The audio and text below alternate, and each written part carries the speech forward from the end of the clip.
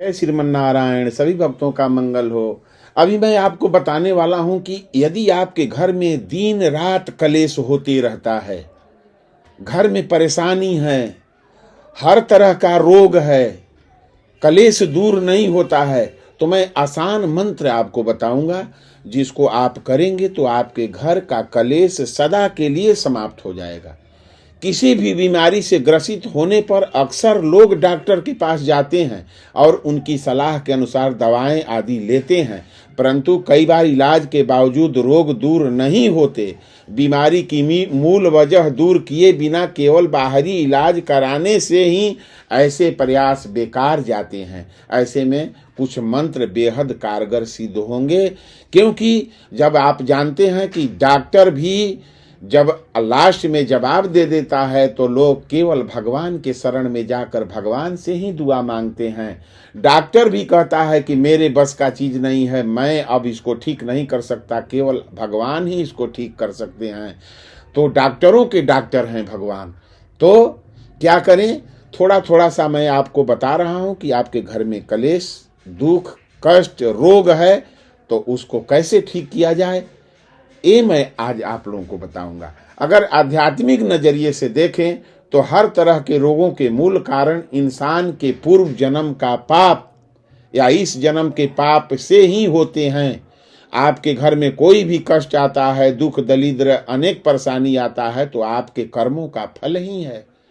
आपको, हर मनुष्य को समझना चाहिए कि मैंने कौन सा पाप किया है, इसके चलते ये सारे घर में गृह कलेश, अन्न धन न रुकना, अनेकों परेशानी आते रहता है। इसलिए आयुर्वेद में बताया गया है, अगर आध्यात्मिक नजरिए से देखें तो हर तरह के रोगों का मूल कारण इंसान के पूर्व जन्म या इस जन्म का पाप ही होता है। इसलिए आयुर्वेद में बताया गया है कि देवताओं का ध्यान स्मरण करते हुए दवाओं का सेवन से ही शारीरिक और मानसिक रोग दूर हो सकते हैं। तो ये मैं बताने वाला हूं कि कैसे उसको ठीक करें। आयुर्वेद की मान्यता है कि जप, हवन, देवताओं का पूजन, ये भी रोगों की दवाई है। ऐसे में रोग को नाश के लिए पूजा और देवताओं की मंत्र का उपयोगिता स्पष्ट कहा गया है। हमारा धर्मशास्त्र भी बताता है कि जब कोई व्यक्ति दुनिया में काम न करे तो उसे व्यक्ति को भगवान के शरण में जाना चाहिए, मंत्र के शरण में जाना चाहिए, भगवान किसका पूजा करना चाहिए। जो जटिल रोग से पीड़ित हो उन्हें हनुमान जी की आराधना करना चाहिए, उन्हें हनुमान जी की आराधना करनी चाहिए। वैसे तो श्रद्धालु पूरी हनुमान चालीसा का पाठ किया करते हैं, परंतु रोग नाश के लिए हनुमान चालीसा की इन चौपाइयों और दोहों का मंत्र की तरह जपने का विधान भी है। तो पूरा चौपाई यदि आप हनुमान चालीसा न पढ़ते हो तो उसमें मैं जो बता रहा हूं कि उसको केवल आप तुलसी के माला पर 108 बार या जितना सब पढ़ सके 1008 बार, 508 बार इस मंत्र का जाप करना चाहिए, तो उसके घर का सारा दुख दूर हो जाएगा। क्या करें, पहला बात मैं बताऊं, आप लोग जानते भी हैं कि बुद्धिहीन तनुजान के सुमिरो पवन कुमार, बल बुद्धि विद्या देहु मोहि हरहु कलेश विकार। सभी कलेशों को दूर करने का ये महामंत्र है। आप लोग जानते हैं लेकिन करते नहीं, इसलिए आपके घर में अनेक प्रकार का कलेश होता ही रहता है। फिर यदि रोग से परेशान हैं आपको रोग पीछा नहीं छोड़ रहा है तो क्या करें, इस मंत्र का जाप करें। ये मंत्र है, महामंत्र है। नासे रोग हरे सब पीरा, जपत निरंतर हनुमत बीरा। प्रतिदिन आप इसका जो है हनुमान चालीसा का इतना ही, केवल चौपाई जो बोल रहा हूं मैं उतना ही आप करें तो आपके घर के कलेश, रोग, दुख सदा के लिए समाप्त हो जाता है। जब कोई डॉक्टर काम नहीं करे, कोई दवा काम न करे, तो जो मैं चौपाई बोला हूं केवल उसका जाप प्रतिदिन तुलसी माला पर 108 बार, 1008 बार अवश्य करें, तो इस जाप से आपके घर के कलेश और रोग दुख सब समाप्त हो जाएगा। तो इस दोहे के जप से हर तरह के रोग, शारीरिक दुर्बलता, मानसिक कलेश आदि दूर हो जाते हैं।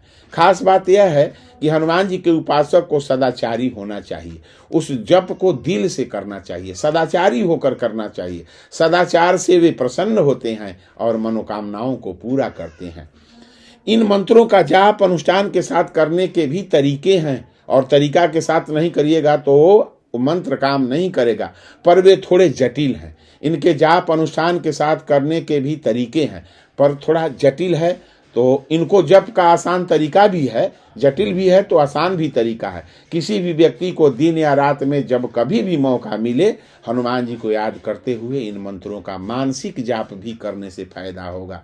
यदि कहीं हैं, आप किसी काम में हैं, अपने काम में हैं, बिजी हैं, सोए हैं, तो भी मानसिक जाप कर सकते हैं। उससे भी बहुत बड़ा फायदा मिलते, चलते फिरते, यात्रा करते हुए, कोई शारीरिक काम करते हुए भी इसे जापा जा सकता है। यह क्रम रोग दूर होने के तक उत्साह के साथ करना चाहिए। जब तक आपका रोग दूर न हो जाए तब तक मानसिक जाप, बैठ कर जाप, जिस प्रकार से भी करें, लेकिन अवश्य करना चाहिए।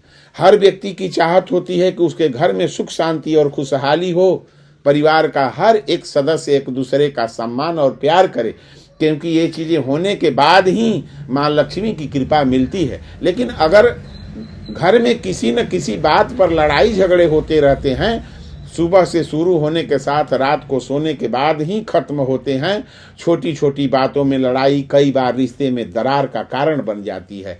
अगर आप भी रोजाना इस गृह कलेश से तंग आ गए हैं तो कुछ मैं ज्योतिष संबंधी उपाय को भी बता रहा हूं और उसे अपना सकते हैं और कर सकते हैं। ऐसे तो मैं ऊपर आपको बताया हूं कि केवल हर कलेश का, हर रोग का केवल समाधान है हनुमान चालीसा का जो मैं मंत्र बताया हूं, उसको करें, आपके घर में सारा कलेश दूर हो जाएगा, आपके घर में रोग भी, व्याधा भी दूर हो जाएगा। मैंने आपको बताया हनुमान चालीसा का पाठ कैसे करना है, किस तरह से गृह कलेश दूर होगा और आपके घर में सुख शांति आ जाएगा। अब मैं आपको बता रहा हूं कि वास्तु शास्त्र के अनुसार गृह कलेश दूर करने का छोटा सा उपाय बता रहा हूं। घर के ईशान कोण को सबसे शुभ माना गया है।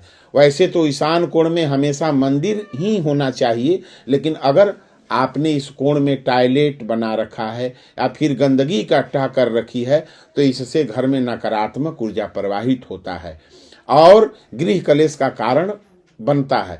कई लोग अपने घर की छत को साफ नहीं रखते और भारी भारी सामान रख देते हैं। छत पे भारी सामान आपके सिर को भी भारी बनाता है, इससे आप हमेशा क्रोध में भरे रहते हैं, इसलिए अपने छत पर कभी भी भारी सामान न रखें। इसके अलावा घर का इंटीरियर डेकोरेशन करवाते वक्त लोग इस बात का ध्यान नहीं देते हैं कि काले रंग का काम इस्तेमाल न करें। काला रंग सकारात्मकता और संवेदनाओं को सोख लेता है। ऐसी स्थिति में भी झगड़े होते हैं।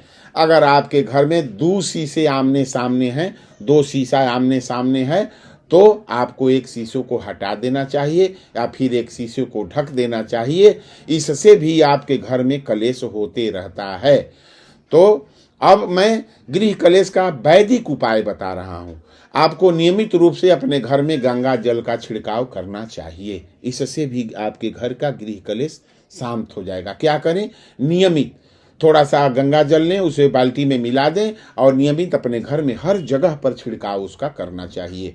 उससे भी आपके घर में सकारात्मक ऊर्जा का प्रवेश होगा। घर के पूर्व दिशा में नियमित आपको घी का दीपक जलाना चाहिए, इससे भी घर में शांति का वातावरण बना रहेगा। घर में नियमित रूप से कपूर को घी में डीप करके जलाएं। कपूर के उपाय से घर में मौजूद नकारात्मक ऊर्जा नष्ट होते हैं। कपूर का भी दीपक जलाना चाहिए, घी का भी दीपक जला करके पूरे घर में दिखाना चाहिए। घर में पोछा लगाते वक्त पानी में आपको नमक जरूर डालना चाहिए। नमक से भी घर की नकारात्मक ऊर्जा नष्ट हो जाती है। पोछा लगाएं तो उस बाल्टी में थोड़ा सा नमक डाल दें और नमक डाल करके पूरे घर का पोछा लगाएं, इससे भी आपके घर का नकारात्मक ऊर्जा समाप्त हो जाता है। मगर कब करें? बृहस्पतिवार और शुक्रवार के दिन ही यह उपाय करें, जो नमक वाला उपाय मैं बता रहा हूँ। बाल्टी में नमक डालकर पूरे घर को पोछा लगाएं। कब करें? बृहस्पतिवार और शुक्रवार के दिन ही यह उपाय को करें। तो मैं जो जो उपाय बताया हूँ अवश्य आप करें, भगवान के शरण में जाकर करें। अगर दुनिया में कोई काम नहीं होता तो आपको भगवान के ही शरण में जाना चाहिए। तो सभी भक्तों का मंगल हो। सादर जय श्रीमन नारायण। हर हर महादेव। यदि मेरा वीडियो आप लोगों को अच्छा लगे तो लाइक सब्सक्राइब अवश्य कर दें।